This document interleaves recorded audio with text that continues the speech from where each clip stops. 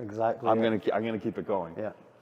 So the reason why I wanted to do this with you specifically is because I've always been so fascinated with Toronto music history. You know, I love this music. I grew up on this music as a kid, and that period of time from 1988 to 91, 92 was such a magical time because the genres weren't yet defined yet. Like jungle wasn't really jungle yet. Drum and bass wasn't even in the picture yet.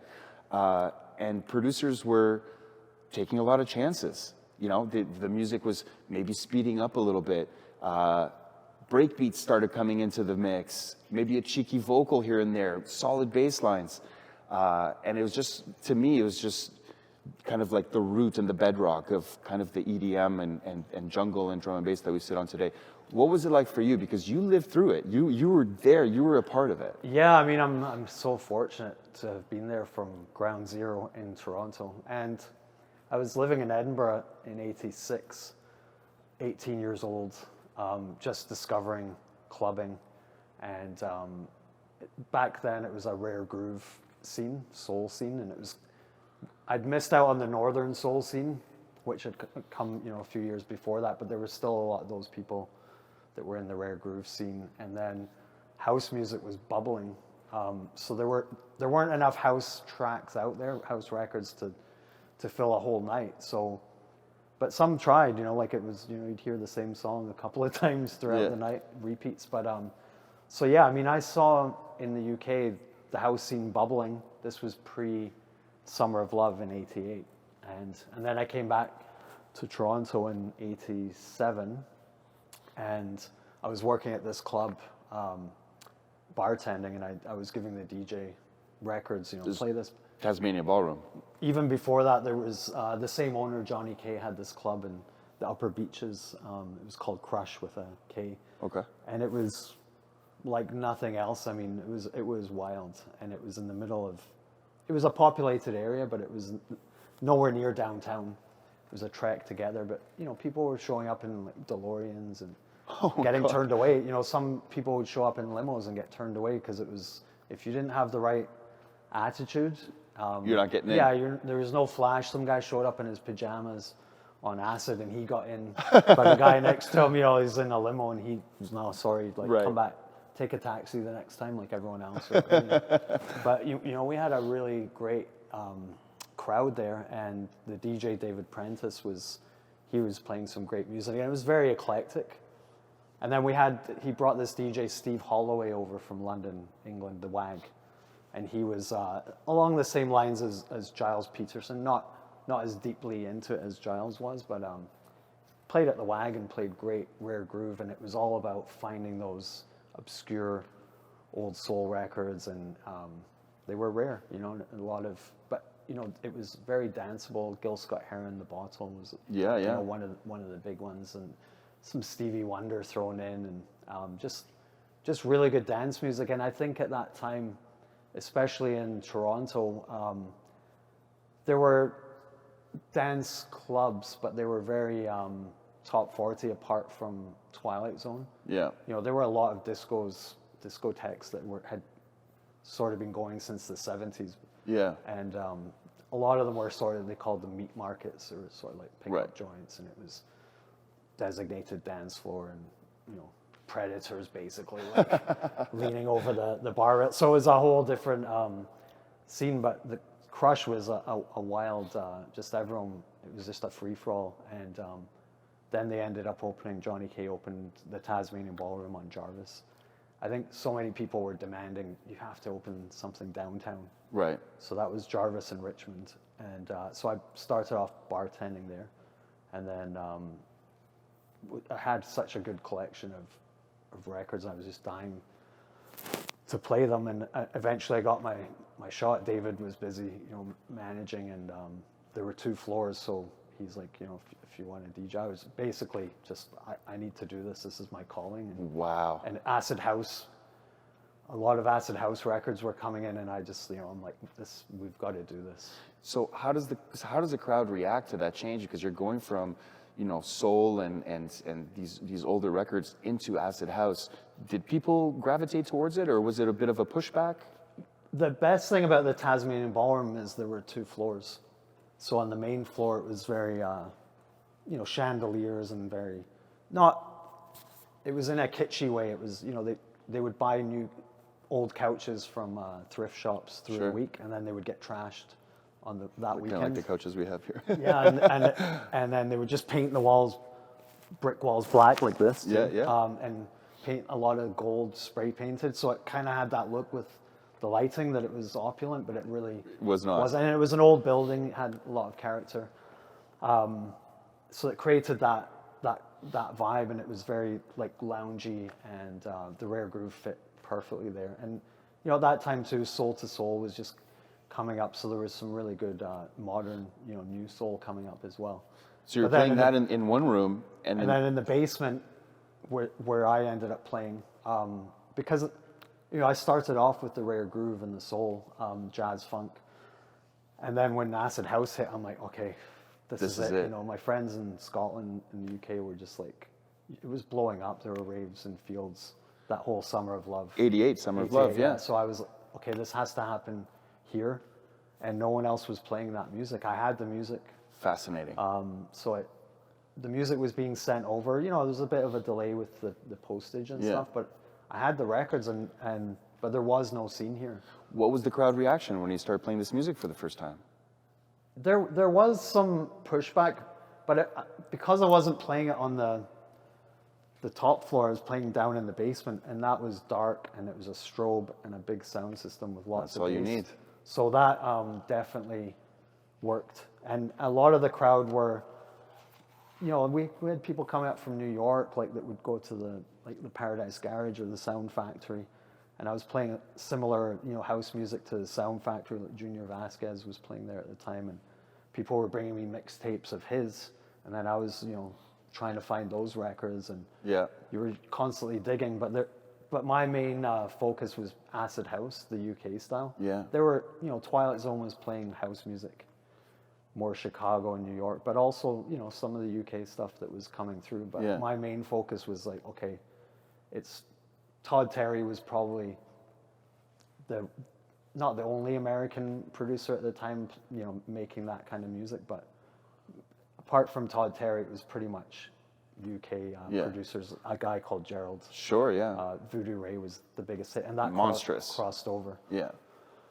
So I mean, it took a while for some of the crowd to get used to it, but they got there, and there were a lot of expats here as well that would gravitate because word got around, because everyone's looking for acid house or raves, and they weren't called raves back then, but they were looking for that vibe that was blowing up in the UK, and that's where everyone sent them, was to the Tasmanian Ballroom. Yeah, and then eventually you leave the Tasmanian Ballroom and we move into 23 Hop. Yeah, so Tasmanian Ballroom got shut down.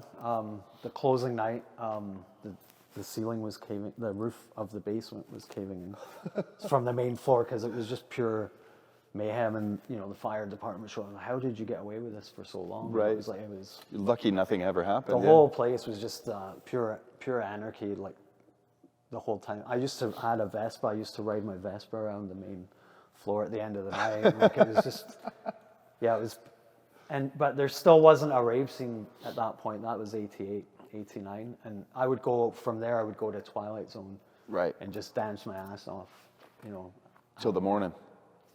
And Tony Asun would be playing there. Like, sometimes I'd be the only one on the dance floor, just tripping to acid house, and he just kept it going. As long as someone was still dancing, you still keep it going. There were a couple other people, and he would play like E2, E4, Manuel Gauching and stuff like that. Like really, really left field stuff. Like 30-minute track, and as long as someone was dancing, he'd keep it going.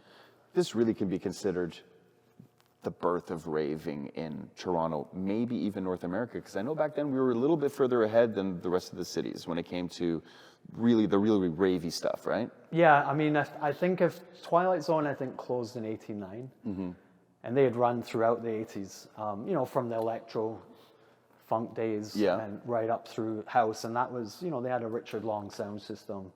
It never really gets talked about, but like that was, outside of the Paradise Garage, Richard Long's Twilight Zone sound system was I mean, legendary. one of the only ones in the world. And probably a big part of why this stuck with people so much, because it is about that experience of feeling that bass pounding. We were talking about it when you walked in here today. We're in a big warehouse, and it's so important. The sound system was a big part of it, right? Yeah, exactly. Yeah, to feel the bass coming up through, you know, that was a massive part of it. And you know, we'll get to the sub bass in later, I'm sure. But those were the formative years leading into, you know, the rave scene here. Yeah. But there's still, I mean, even although we had some of the music, there wasn't a scene here yet, 89. But I think if Twilight Zone had stayed open, beyond that, for sure, that would have been the home of rave. Like, it was absolutely like what the Hacienda was to pretty much Manchester. And I mean, the Asun brothers still do reunion parties every year here in the city, and they're still very, very much busy. So that legacy still lives on. I was at the last one actually the first one I've ever been to was like 2 months ago. And and they still do very well. Exactly, yeah. So now the music's changing, very exciting time. Again, genres aren't really that well defined yet, like we have today, jungle and trance and progressive and all this other stuff. But now Tasmanian Ballroom shuts down in '89. Where do you go from there? So then I was approached by the Ballingers, who owned the Big Bop, and they had opened up the longest bar in the world, apparently, in Cambridge, called Ballingers. So they moved into Toronto. They opened the Big Bop, which was massive, a huge success on a commercial level. And then the Boom Boom Room around the same time. And they wanted to open something a bit more, for a different crowd, you know, a little bit more upscale maybe. And I think they were trying to create something like the Tasmanian Ballroom along those lines, almost like a Studio 54 type. Right. So they had a three-level Church in Richmond, three-level building, which is now the Chum building. Yeah. And they had this room called the White Room, and it was all white, like everything was painted, whitewashed. And so they asked me to do that room, and it was a great time. I was playing house, I was playing all kinds of music. You're playing Warp Records, you're playing this very early stuff. So actually the Warp stuff had started to come in at that, this is 1990, so the early Warp stuff was coming in, and I actually would snap the bass cabinets. One of their friends was a carpenter, and he built the cabinets, but it was, I think, cheap plywood, some of it. So every week, like, there was, like, you'd hear this crack, and the cabs are coming apart. They're snapping, from the low sub bass. Sure, yeah. And then James St. Bass was playing upstairs in the cathedral room, I think it was called. Yeah. So James and I, like, we got to know each other really well through that period. Yeah. We were playing a lot of the same music, but we had to keep each floor had to have its own identity. So, you know, he was playing records that I just wouldn't play in the White Room, and vice versa. So, but we had a lot of the same records, and you know, he played me Massive Attack for the first time. He had it on a promo cassette. It wasn't released for another 6 months or something. Wow. Because James was already doing radio, so he was probably getting promos from the radio at the time. I'm not sure if he was doing the radio at that point.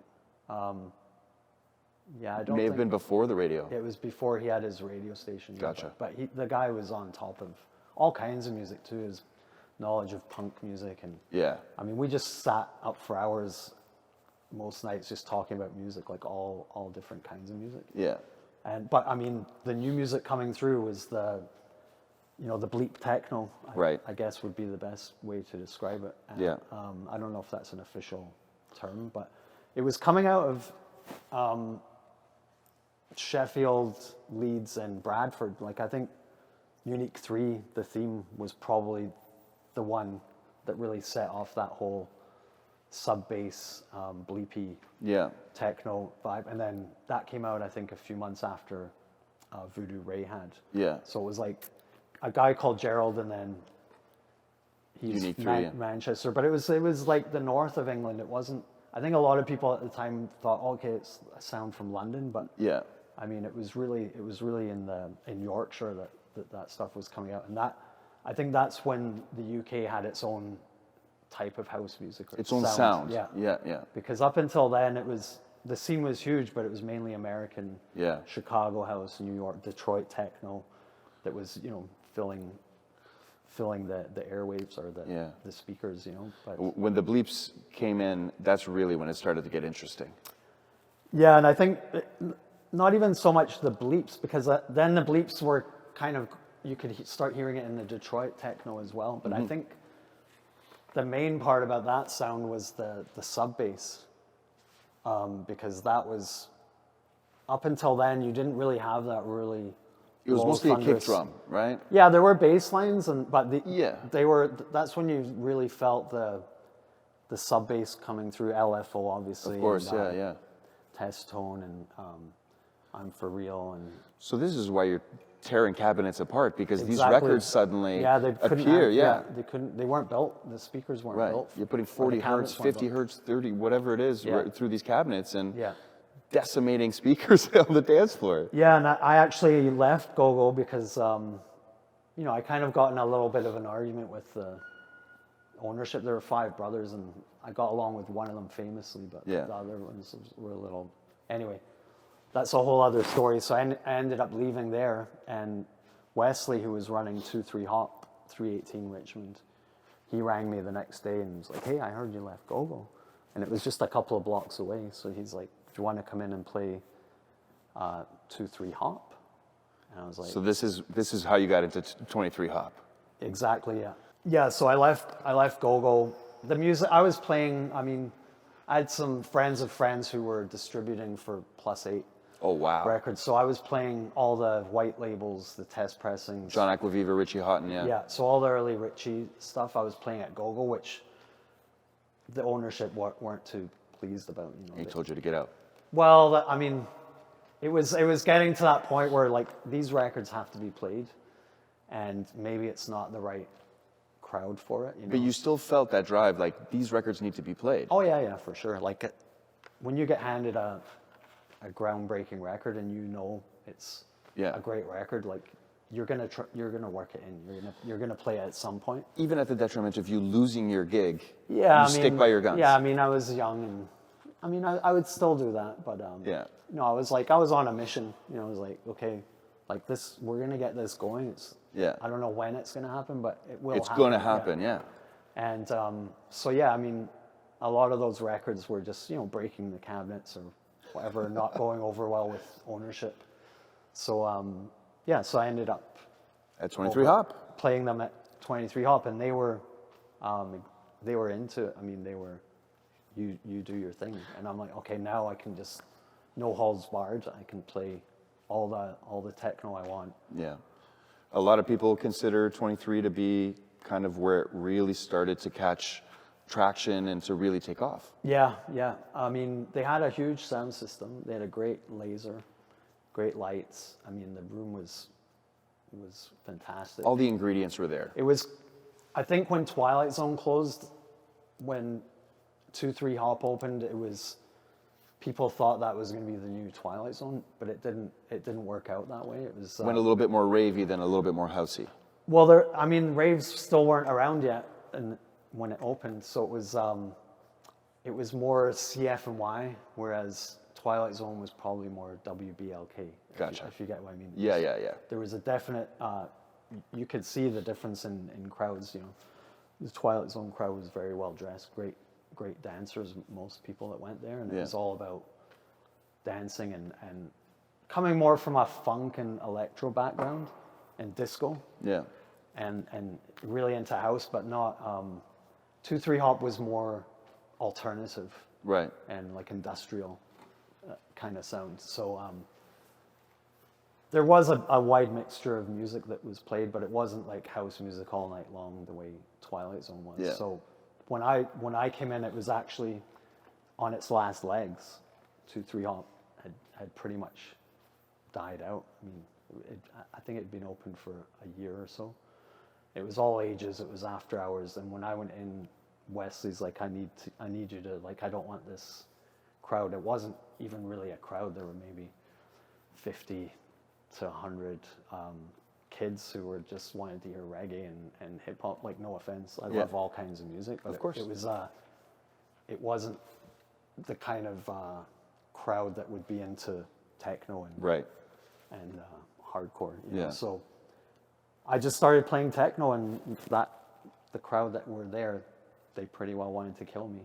And they left, and I think the second or third week, you know, it was like, what's going to happen here? There's only like 10 people, and they don't even really know what's going on. But then I was working at HMV at the time in the basement, and this guy came in one day when I was working. Goes, "Hey, I've got some friends over from Scotland.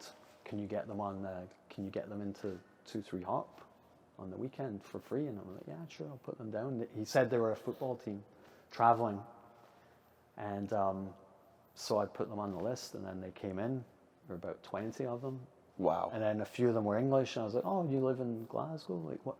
But it was all just that they were just blagging their way in, really. Right. They just wanted to get in free. Right. They heard that I was playing techno, and they had been looking for a rave all over the city, couldn't find it anywhere. So Right. like expats and, you know, kids from Brampton that had been visiting family during the summers and raving over there, and then looking for it here, and it wasn't Here yet. So they finally, this guy had told them, "Hey, there's like, you can get it there." So they came in, John Angus, Anthony Donnelly, Alan Stevenson, who ran Ecstatic, Danny Henry. Wow. Danny had a thick Scottish accent. He's like, "Oh," I'm like, "What position do you play?" Because I still think we're a football team, right? And then I'm like, "Wait a minute, like, when's your game? Like, it's 5 a.m, and you're like, Yeah. you know, like, shouldn't you be getting?" And then anyway, so it was a good laugh. And then But John Angus and Anthony Donnelly went on to do Exodus. yeah, so this is let's say week 2 or 3. Wesley, it was too late. This was his last ditched effort to kind of get the place going, and he's just like, it's not happening. So he was pretty much going to shut 2-3 Hop down, and but we had been going for 2 weeks, and they were like, bring more friends. You know, the second week, and it was multiple. Growing and growing, yeah. And we're like, we can't let, like, it's happening. Like, we can't let this die. Like, we need to keep this going. So John, Anthony, and myself went to West. We formed Exodus, and we rented the place. So you ended up renting 318 Richmond. Yeah, that was 2-3 Hop shut down. Amazing. And then 318 was still, the space was still there. The speakers, everything was still there. Yeah. But then became a rental situation.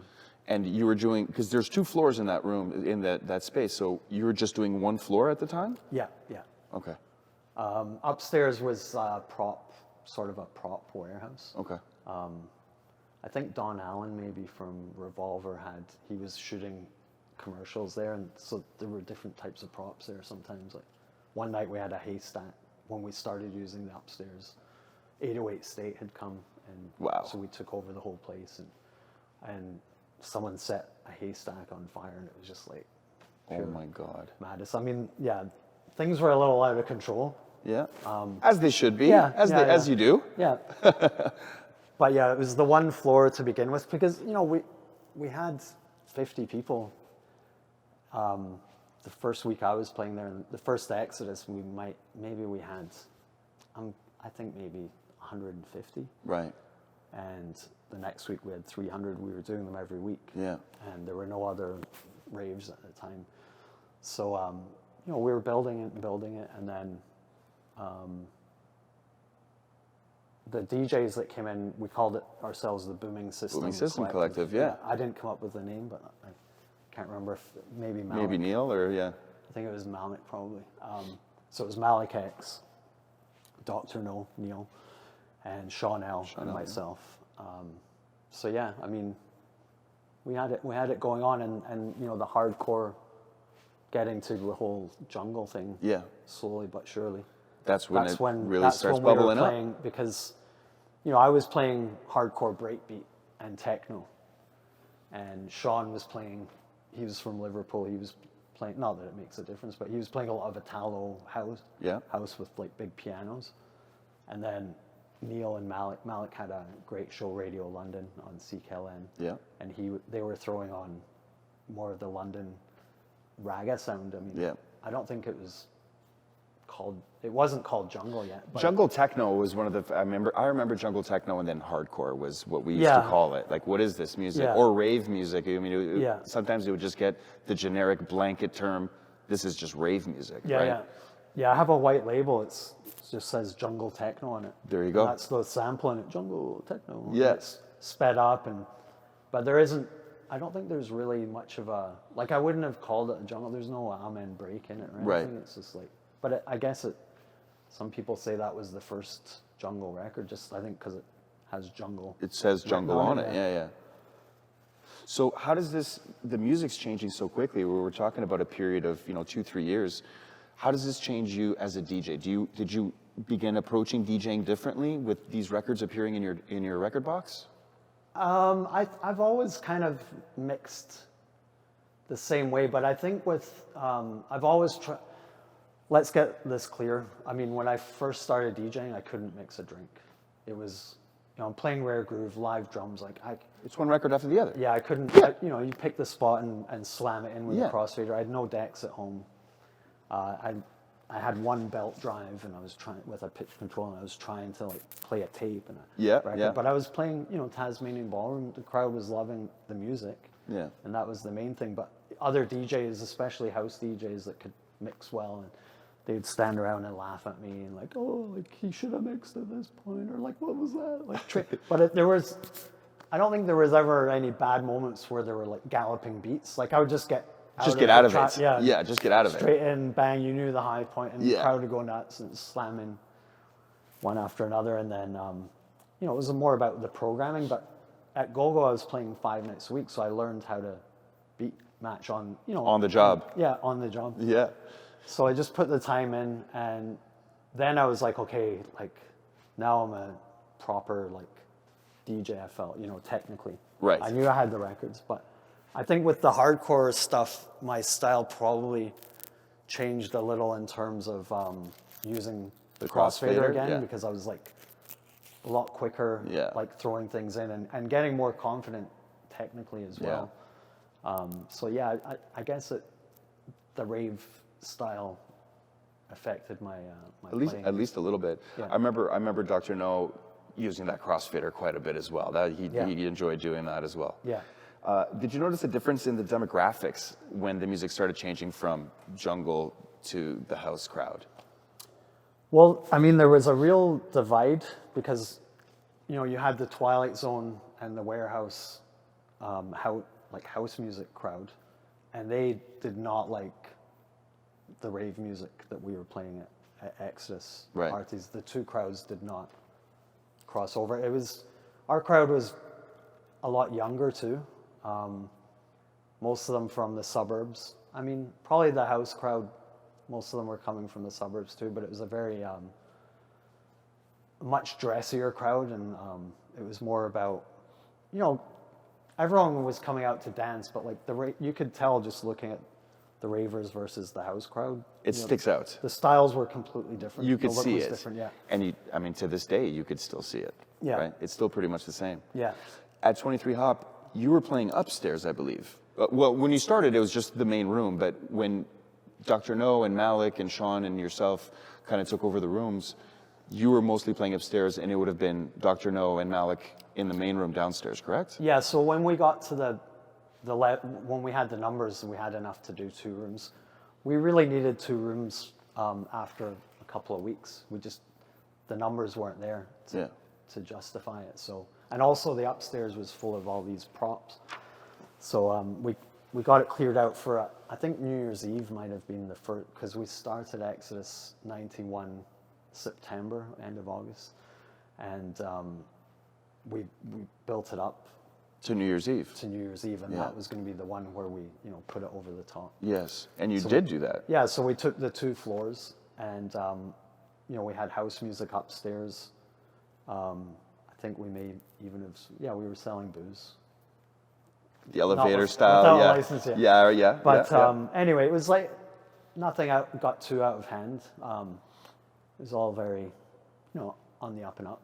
Yeah. And then downstairs was, what you would have called a rave, I guess. Yeah. With the hardcore. Dark room, laser. Yeah. And just smashing beats. Yeah, so we had two two distinct crowds. And two distinct sounds, really. Exactly. Yeah. Yeah.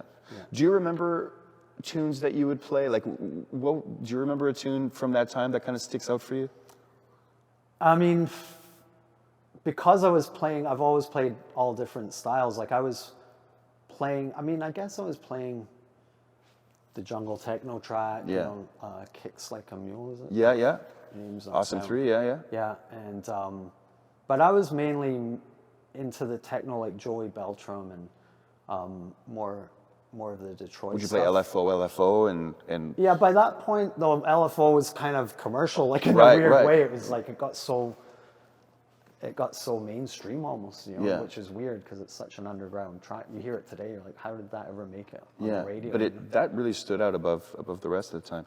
And then the Warp record stuff, like you joined the Future and all of that stuff. Yeah, Tough Little Unit. Yeah. So I was playing a lot of that, the bleep techno and techno, but then the sound as the beats got faster and faster. I was playing hardcore and like Alternate would probably have been a couple of their tracks, the Network stuff on the Network label. Yeah. And but I always kind of veered away from I never got into like the happy hardcore, which it became with pianos and chipmunks and all that. Yeah, a lot of like children's TV shows. Yeah, like Charlie. Sesame Street and stuff. Yeah, Charlie Says. Yeah. But like people still love that stuff. But a lot of those records probably indoctrinated a lot of people into this music. Yeah. It's not the most underground song. It's not the most underground track that creates this legion of fans. Sometimes it's a really commercial track that drives people in, and then you find the more underground sounds, right? Yeah. Were there global influences that shaped this transition in Toronto to jungle, you think? Obviously, London and England had a huge impact, but was it a global influence, or was it you guys here in Toronto that really drove this thing up?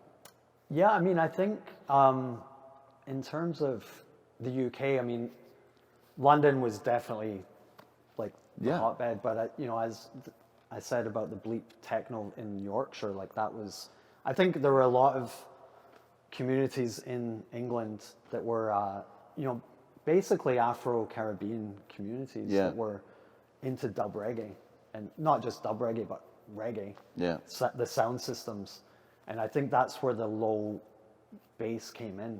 Yeah. It was through those communities that had that influence, and obviously all over London, like towns surrounding, even the Bristol sound. Sure. Which was more of a soul R&B sound in general, but that was like, they were going after that low bass, and the British like hip hop was all like, it sounded a lot different from not just the way they were rapping, but the actual production techniques were different from the US.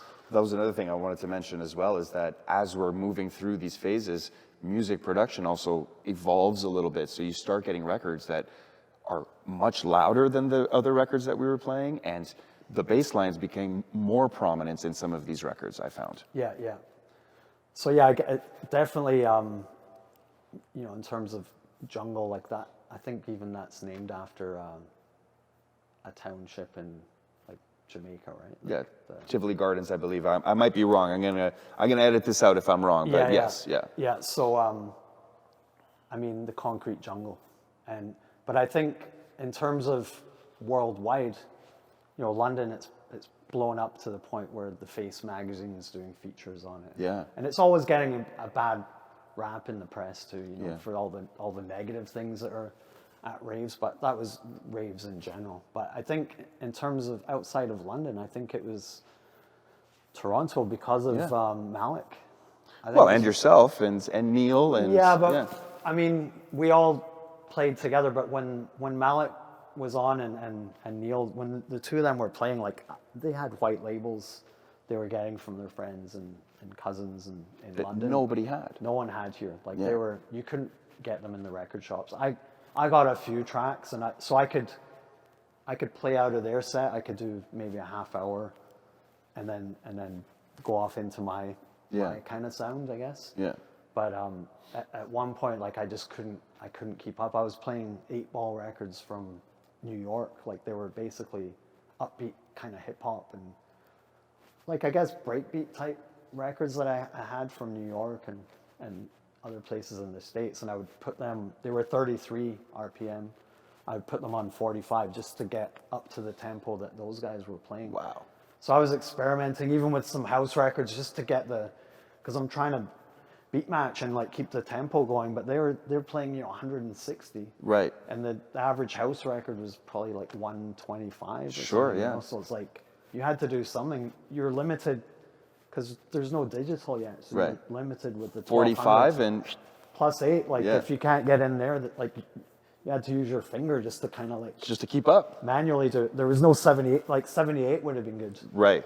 But 1200s don't do 78. Yeah, so I had to just like say, Malik, Neil, you're like, just keep it going. You focus on that. And they were going so like, they had their crowd that are going mental. But then the problem is with one room, you've got other people that want to hear techno. Right. And then they're starting to get a little pissed off because, they don't necessarily want to hear hardcore all Right. night.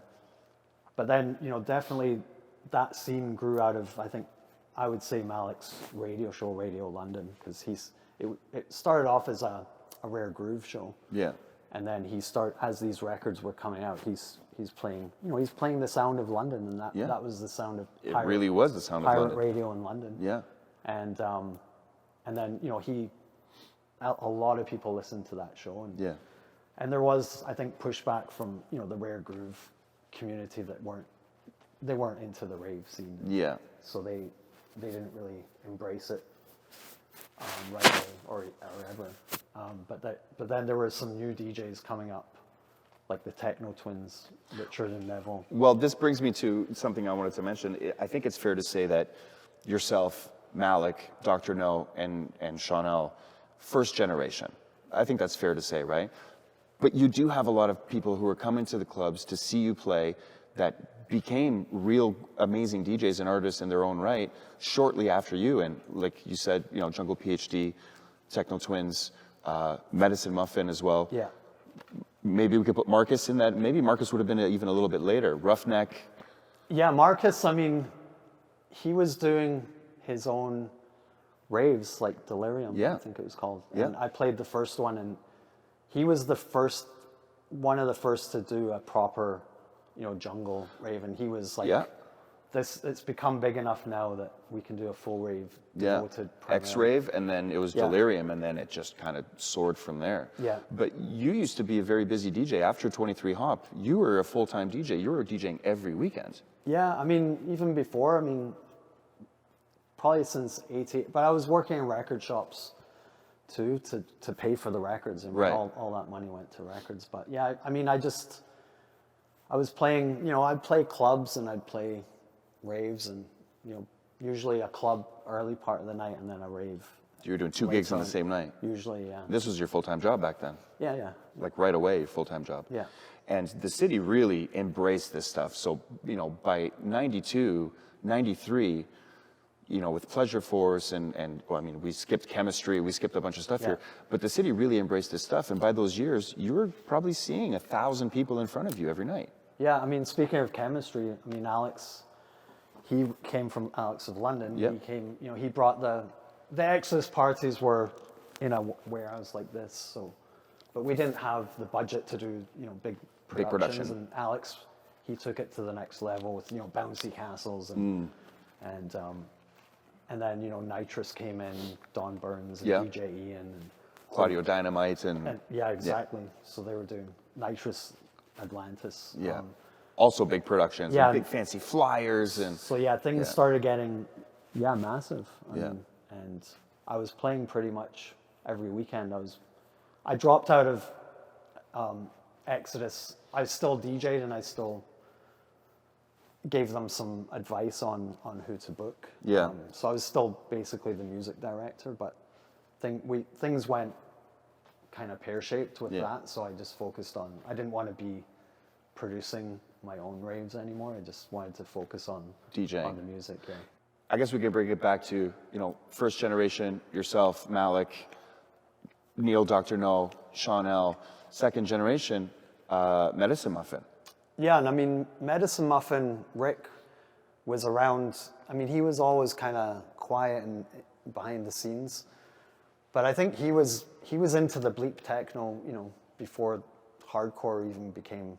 So he was he was early then. Yeah, early. his cousin Ian worked at Go-Go, so I met.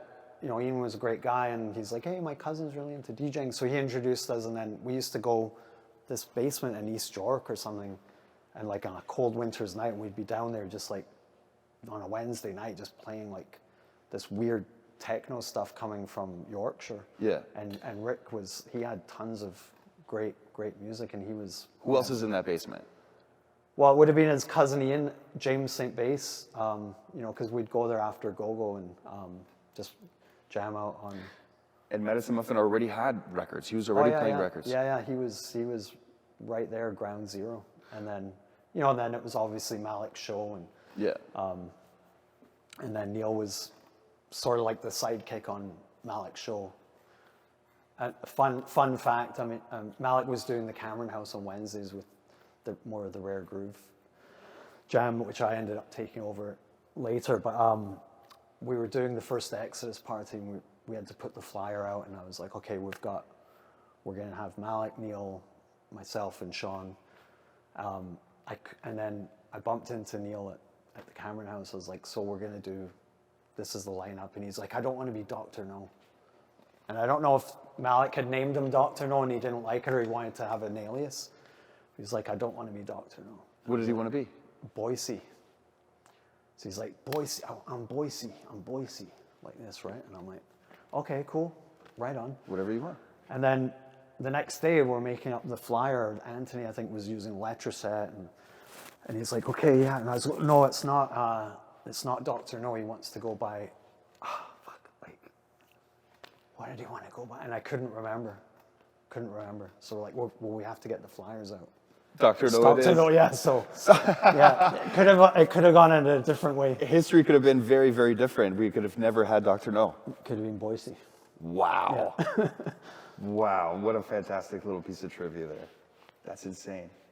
All these little moments that lead you to where you are, you know?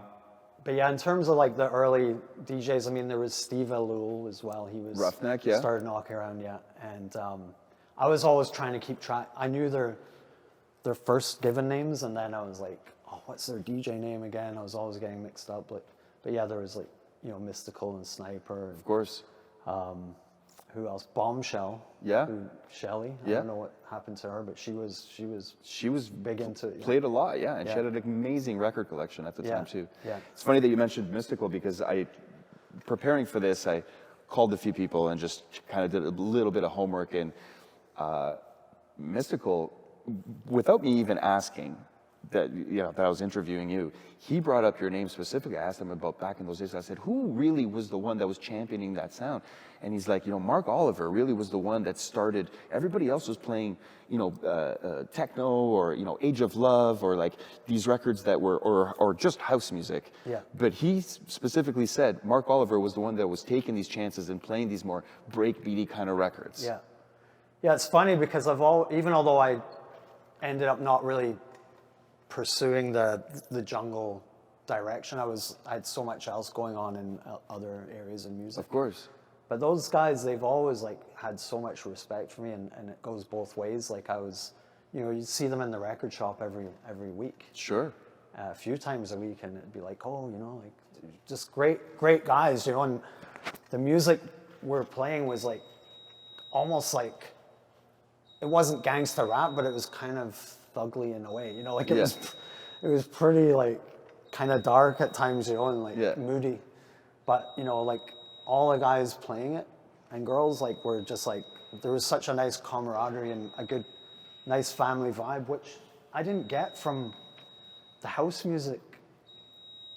Which is interesting, because you would think it was the other way around. And house music was full of gospel and like peace and love. Yeah, and like, pianos and... and then, but the DJs like were like, it was dog eat dog, It was like, oh, you can't have this record, or like they were hiding them so you wouldn't... So much more competitive. So much competition, yeah. Wow. I think that was, and I mean, everyone's different in their own way, but I think the influence of the American it was very competitive in the States, especially from the hip hop side of it. And I think with the UK DJs, they were just a family, and it was underground, and they had to fight the system.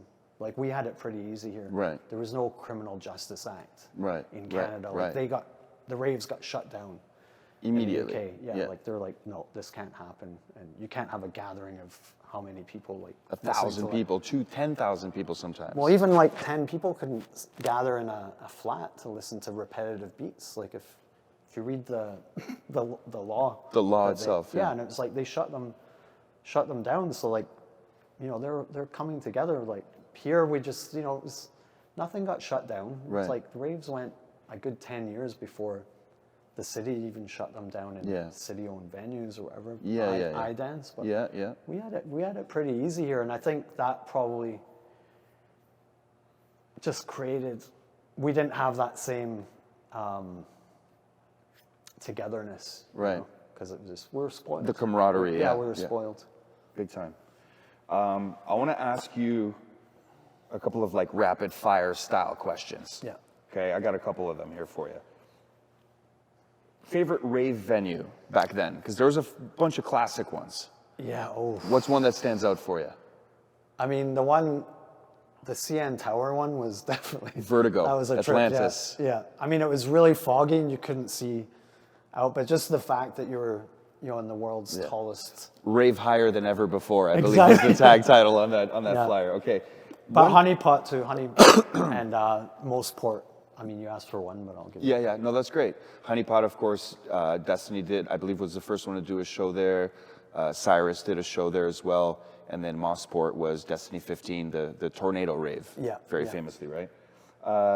One track that always killed it for you. There's so many.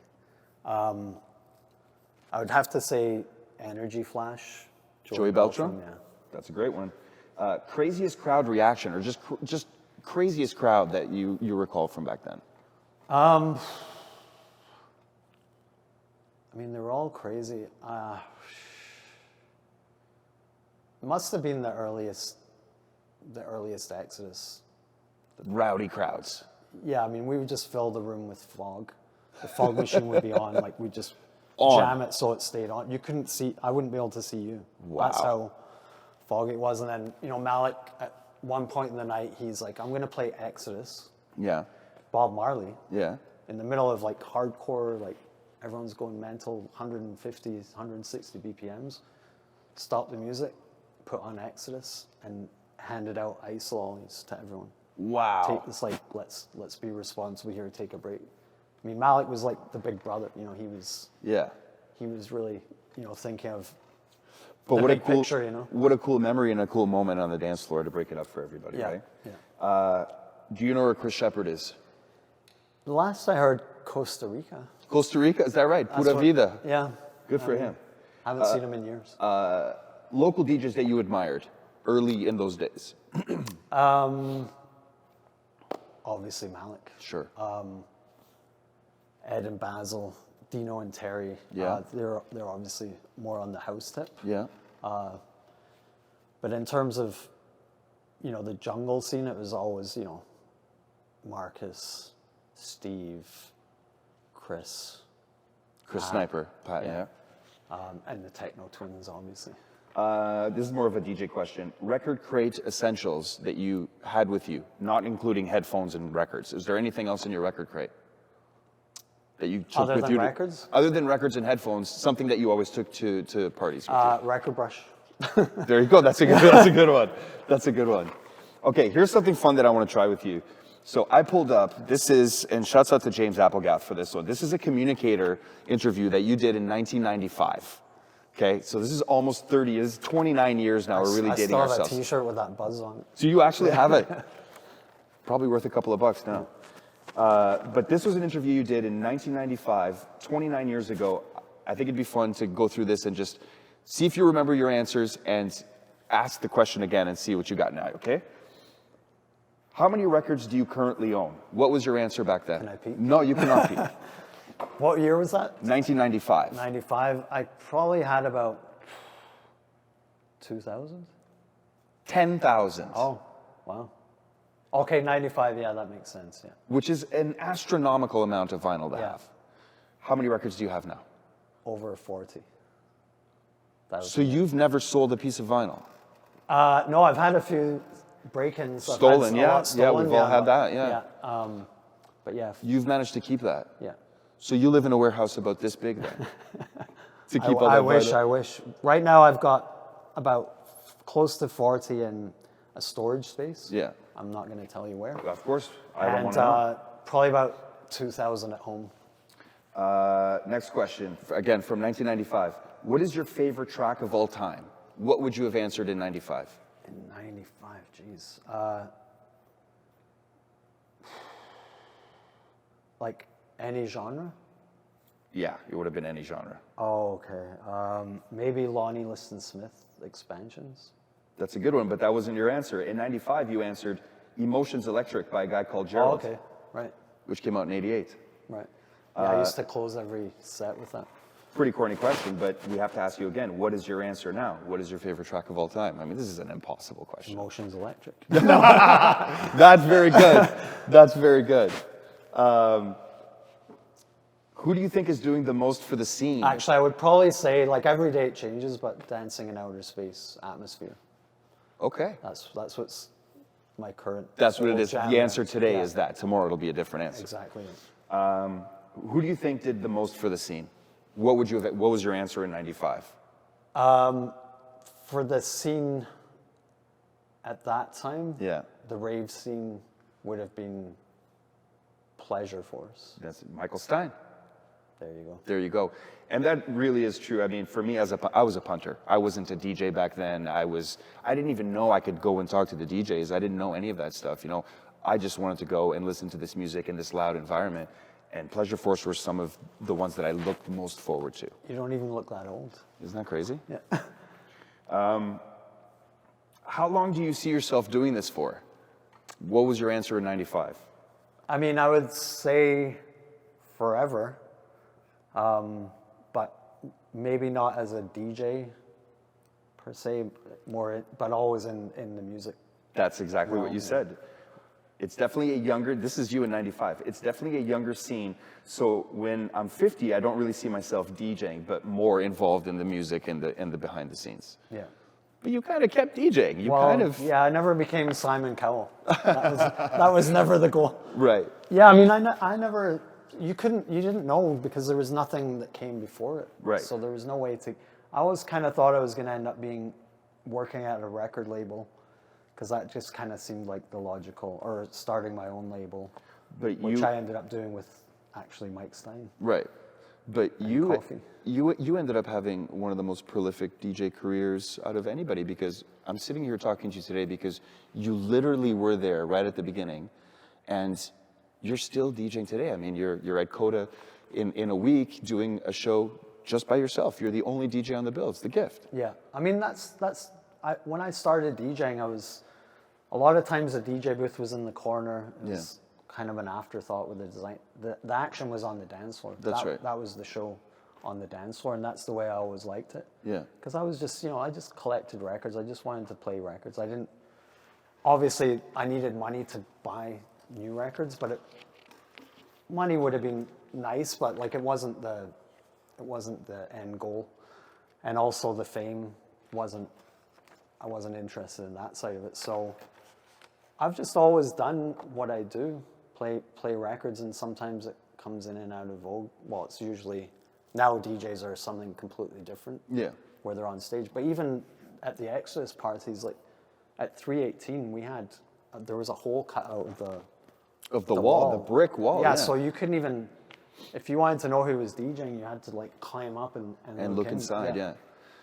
And then eventually, I mean, in 93, 94, it was like everybody's facing the same way. You know, it got to a point where the DJ became the focal point of the night. Yeah, I remember the first time I really experienced that on a large scale was at the concert hall.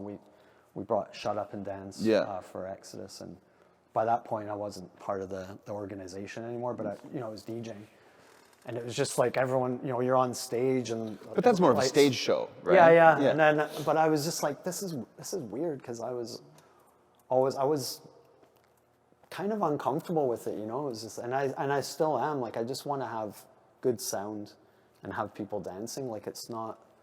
I don't want all the eyeballs on me. Yeah. Yeah. And phones and yeah. And I think with this show at Coda next week, I'm playing all vinyl. I've got a rotary mixer, like a really good new one, but Yeah. it's rotary. It's all vinyl. There's not a digital thing in sight. Yeah. And it's just kind of going back to the old vibe. Yeah. You know, and the records, I think I would still play vinyl now if I could get all the new tracks Yeah. pressed quickly, you know. How do I think it will kind of come back. How do you approach a gig at Coda where you're doing opening to close? So, I mean, as I said, from the beginning, as far as I can remember, I mean, I always DJ'd at Tasmanian Ballroom or at Go-Go. Like, I'd show up, I'd bring my own crates in. I'd start off with, you know, something fairly mellow, I guess, and end with something like Emotions Electric maybe at the end of the night. But it's a whole, it sounds cliche, you know, but like there is a story. Of course. Telling it, and it's a lot of it's just kind of watching the crowd coming in. I'm not showing up when it's already packed. That's easy. Like, you can come into a packed room and play your 2 hours and get out. And Right. You have to mess up really badly to have anything. Yeah. To clear the place, but to build it up and then kick it in at the right moment. Like, I think there's a bit of an art to that, and 100%. I just want the people in the room to have, as many of them have a great time as possible, even if that means not playing exactly what I want to play. Well, sometimes that's the sacrifice we make as DJs. Yeah, right? and without selling out or pandering too much, I mean, it's just about, people are out there to dance. Like, That's right. That's the bottom line. Give them what they want. Not exactly, well, what they want, but what they didn't realize they wanted. Maybe, Of course, you know? it's a balance. Yeah. That's at least a 6-hour set, 7-hour set. I mean, you start 10 to 4. Yeah, I mean, I used to do 9 hours every week at government. At Gov, yeah. And so yeah, it is physically, it's a bit of conditioning, just timing your pee breaks. And, Yeah, yeah. Especially at Coda when the bathroom's on the other side of the yeah, club. you don't want to drink too much. Liquid. Anything. Yeah. So yeah, there's a bit of training involved. How many pals do you have hired to help you carry all those records? None.